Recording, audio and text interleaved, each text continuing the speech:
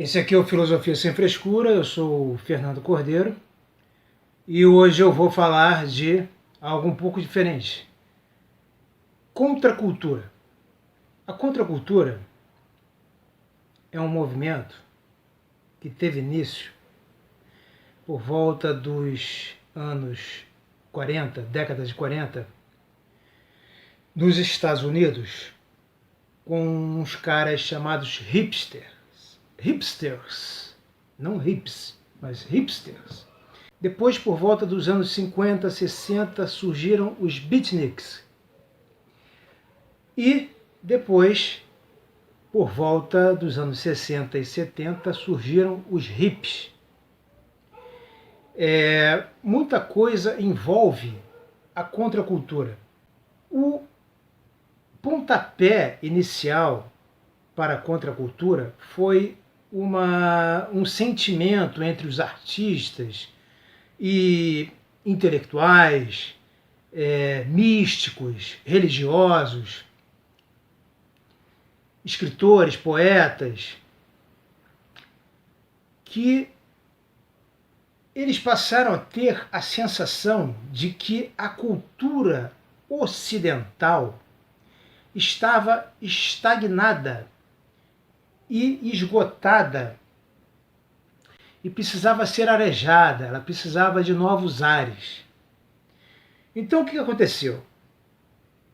Na década de 40, esses caras chamados hipsters, eles se voltaram para um outro tipo de cultura que não era admissível, que era a cultura dos negros americanos.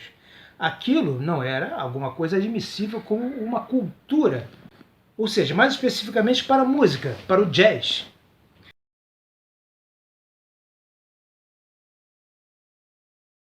Então, quer dizer, cultura, como música, é música clássica, é Mozart, é Bach, é Beethoven, é Chopin, não é? Não música feita por negros. Então, esses brancos norte-americanos, não é?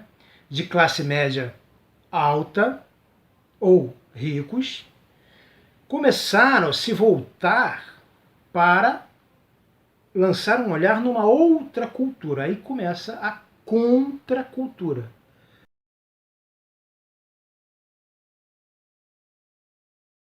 Porque aquilo que era lixo cultural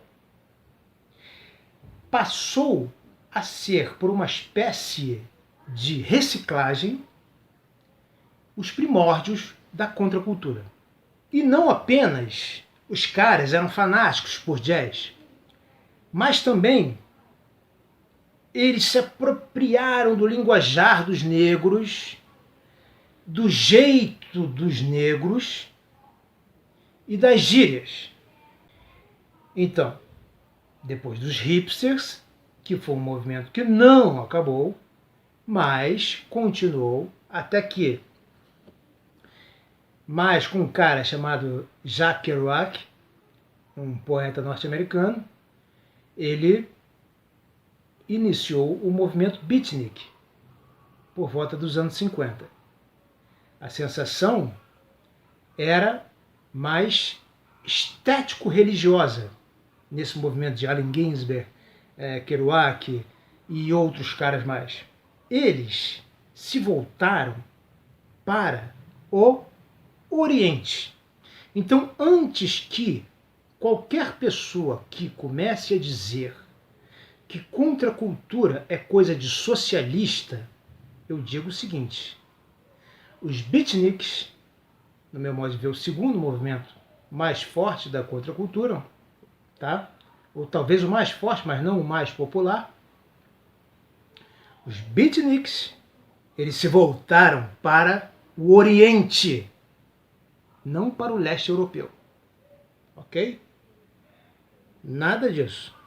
Então, se já Kerouac, ele definia beat, a palavra B-A-T, ele gostava de fazer uma comparação com beatitude.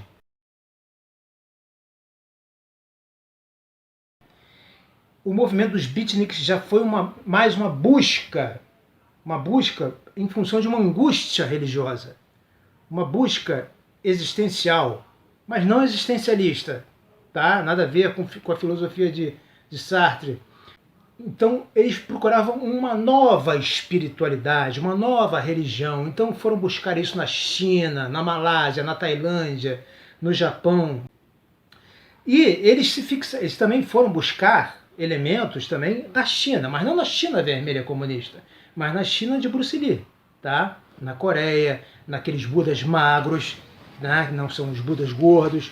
Eles estavam buscando uma nova espiritualidade, tá? Porque eles se sentiam assim empobrecidos espiritualmente e isso influenciava na vida deles. Eles eram poetas, eles eram atores, eles eram a mesma coisa do que aconteceu com os hipsters. Só que eles tinham assim essa coisa mais voltada para a interioridade. Então eles não procuravam uma autoridade, fosse espiritual ou política, ok?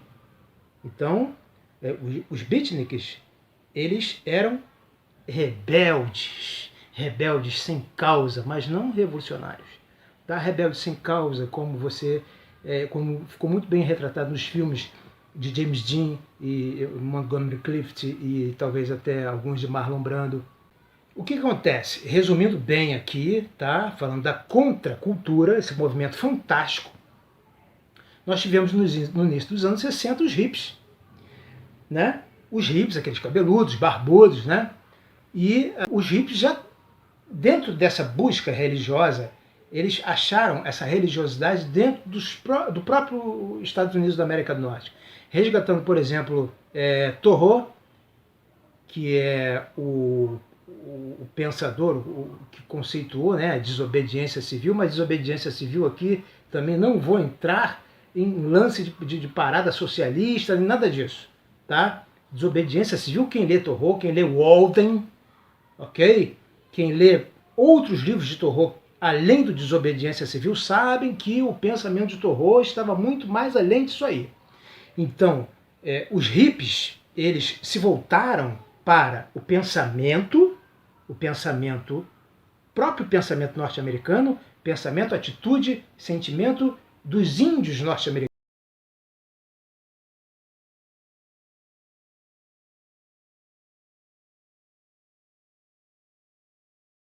Tá? Cherokees, Apaches, Cheyennes e tantos outros. Passaram a admirar aquela cultura, entendeu? E é óbvio que desde os anos 50 já havia, e Aldous Huxley, por exemplo, se envolvendo aí com uma nova droga sintética, que foi o LSD.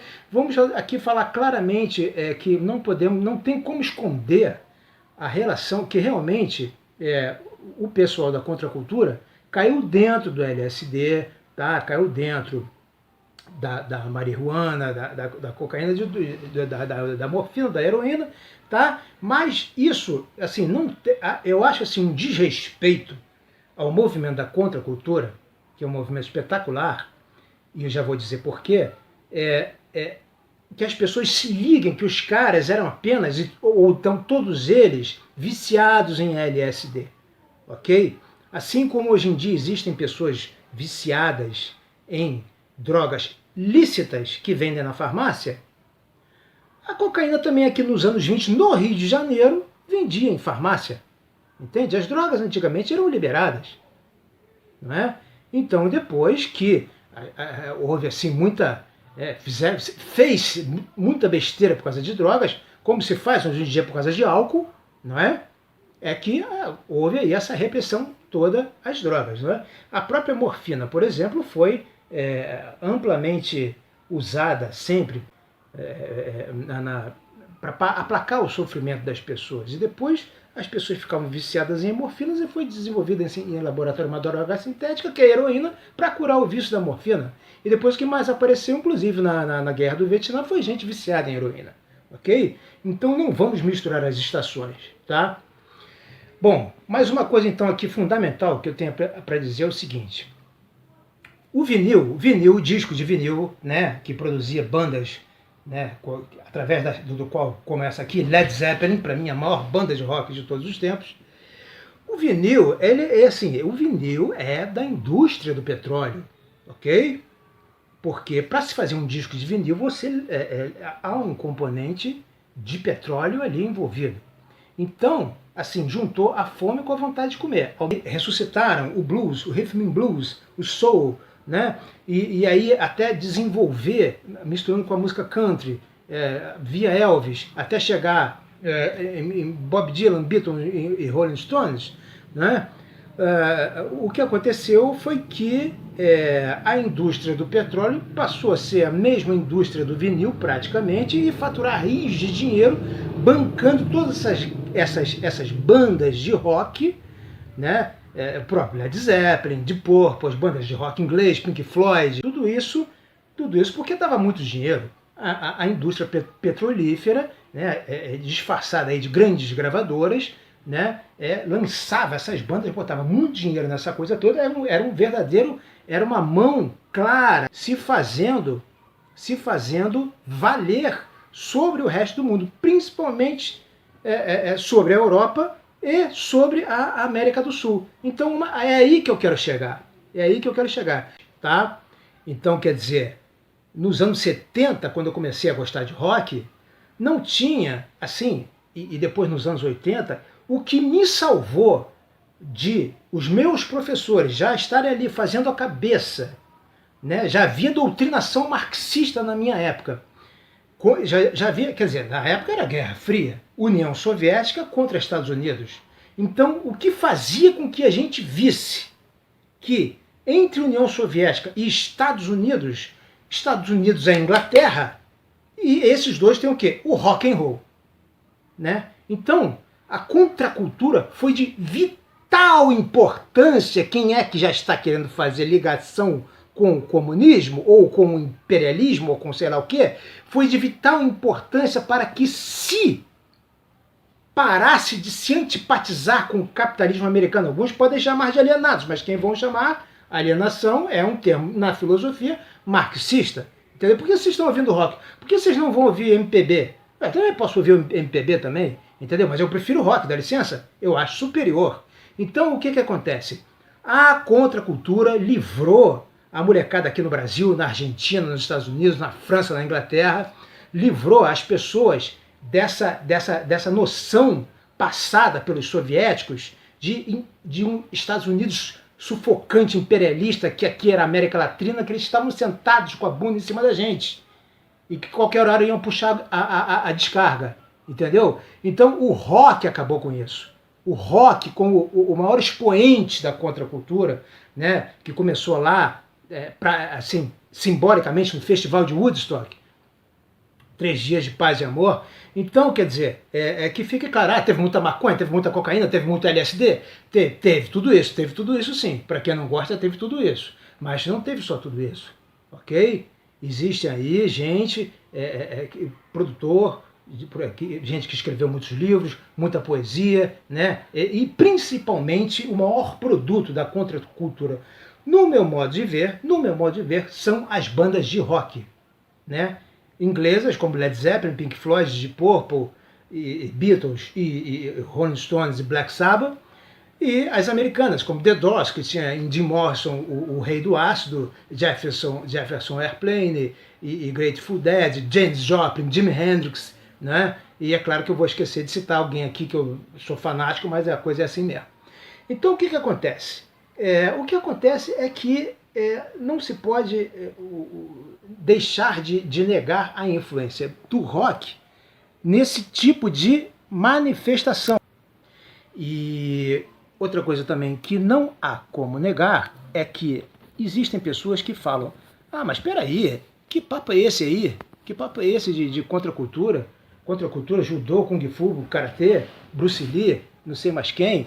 Pô, isso tudo aí meu avô, o Hélio Gracie já fazia judô, já fazia jiu-jitsu há muito tempo, né? Ok. Eu não estou dizendo que eles inventaram, não estou dizendo que a contracultura inventou tudo isso que a contracultura. Claro que tinha pessoas, no século XVIII, no século XIX, que iam para a Índia, que iam para o Japão, que iam para o Nepal, que iam para o Butão, que iam para a China, né, que sabiam que era judô, sabiam que era jiu-jitsu, sabiam o que era karatê, sabiam o que era kung fu, sabiam que era tudo, entendeu? Mas tudo isso estava lá ou perdido na biblioteca do vovô, ou então na lixeira do vovô, né? E a contracultura, numa reciclagem, remoeu esse lixo, né? Remoeu esse lixo e transformou numa coisa com C maiúsculo, contracultura, tá? Que não é nada contra ninguém, na verdade, mas apenas um outro modo de procurar, de produzir cultura, ok? Que tudo isso já existia, tá? Mas assim, uma dos senões da contracultura é que nesse revirar, né, desse lixão da contracultura, muita coisa ruim veio realmente e ficou e está aí até hoje, né? Assim, uma das coisas mais lamentáveis é a transformação do funk genuíno, legítimo e verdadeiro, negro norte-americano, nesse funk que nós temos aqui no Brasil, tá? Quer dizer, que não é música, mas entretenimento. O funk americano é bom pra cacete, tá? Então a contracultura é esse movimento aí, né, que se volta para uma nova coisa quando vê que a cultura tradicional está saturada. Tipo, na música, Mozart já fez tudo, Beethoven já fez tudo, no teatro, não sei quem já fez tudo, nas belas artes todo mundo já fez tudo, na literatura também, né? Então os caras começaram a, vendo essa saturação da cultura, olhar ou para o Oriente, ok? E não para olhar para o Oriente e olhar para os próprios Estados Unidos da América do Norte, para a cultura negra e para a cultura dos índios americanos. Só uma coisa, depois de um hiato enorme, temporal, nos anos 90, fim dos anos 80, início dos anos 90, surgiu o grunge, que eu considero um movimento de contracultura legítimo, não é? Cujo maior expoente, a maior banda uma das maiores bandas de rock de todos os tempos, e certamente que extravasou o grunge foi o Soundgarden, mas que teve assim no seu ícone, né, o mais icônico possível foi o Nirvana, porque o pessoal do Nirvana, o grunge era uma volta, era um olhar para o caipira americano. Então, com alguns acordes, com alguns fraseados, alguma melodia de música do sertanejo, do country americano, eles juntaram isso com os 3 acordes básicos do rock e fizeram o grunge. Mas, o que acontece? A gente pega o grunge e compara, por exemplo, com o punk. O punk, que é mais de 10 anos mais velho que o grunge, no meu modo de ver, não é um movimento de contracultura. O punk vai contra a contracultura. O punk não era completamente isento de uma ideologia, não. Porque qual é o símbolo do punk? Aquela estrela da anarquia. Não é? Então vem aquela estrela, né, e escrito anarquia em inglês embaixo. Então quer dizer que a anarquia, ela tem um ideólogo, ela tem um teórico, ela tem um filósofo chamado Bakunin. Apesar de Bakunin já estar morto, enterrado há muito tempo, quando o movimento punk surgiu, eles, a partir do momento em que levantaram aquela bandeira da anarquia, eles estavam se posicionando ideologicamente, de alguma forma, não contra a contracultura, mas contra o sistema. E a contracultura não estava se erguendo contra o sistema, mas a contracultura estava buscando espiritualidade, estética, arte, religião. Porque a espiritualidade, a arte, a estética e a religião estavam saturadas. E essa é a essência da contracultura. Essa busca que consegue lograr êxito. Eles obtêm sucesso. Né? Os caras do punk não pensavam assim, nós não sabemos, o rock está estagnado. Não, não é isso. Eles queriam tocar, mas não sabiam tocar, então tocavam de qualquer jeito. Diferente completamente da contracultura.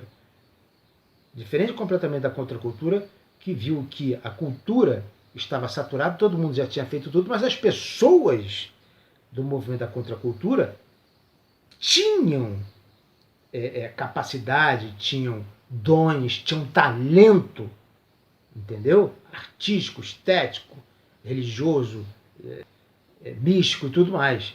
Diferente do meu modo de ver dos punks. Só para completar aqui, mais uma coisa da contracultura que fica faltando falar são as histórias em quadrinho, conhecidas hoje em dia como HQ, na nossa época como histórias em quadrinho ou gibi.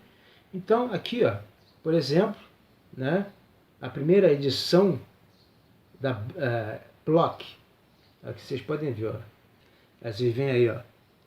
O Hulk, olha o tamanho do Hulk, como é que era. Não era esse monstro exagerado que é hoje em dia. O Homem de Ferro parecia uma lata velha. O Thor era o chefe. Aqui esse cara é o Loki. E aqui embaixo a Vespa e o Homem-Formiga. Esses eram os Vingadores, né? Aqui dentro, aqui não aparece, mas dentro tem o Gavião Arqueiro e nas outras aparece o Gavião Arqueiro e o Capitão América, que não é do Stan Lee. Stan Lee, outro grande ícone da contracultura, não é? Capitão América é emprestado, não é? Ele não é criação do Stan Lee como esses caras aqui, dos Vingadores. Então, as histórias em quadrinho passaram a ser assim uma coisa realmente de muito sucesso e um ícone também da contracultura. Então, só para terminar, dizer o seguinte também, quer dizer, Flash Gordon, a primeira vez que apareceu a tirinha do Flash Gordon, os mais antigos sabem quem é uma história em quadrinho de jornal, de ficção científica, apareceu em 1934, para competir com Buck Rogers, que era de 1929. Então, história em quadrinho também já existia, mas não era contracultura ainda, era subcultura. Só passou a ser contracultura com o grande Stan Lee, que fez o Clube Marvel, que passava na televisão, e tinha as revistas. O Clube Marvel era diferente dos Vingadores. O Clube Marvel tinha esses 4 principais aqui, ó, esses 3, Thor, Hulk e Homem de Ferro, e mais o Capitão América e o Namor, o Príncipe Submarino, que deram um sumiço no Namor, não sei porquê. Recado tá dado, ok? E eu peço a vocês que, por favor, se inscrevam no canal. Se inscrevam no canal, não só se inscrevam no canal e compartilhem o canal, mas principalmente se inscrevam no canal. Então, recado dado, eu espero que vocês tenham gostado e até o próximo vídeo. Valeu, obrigado.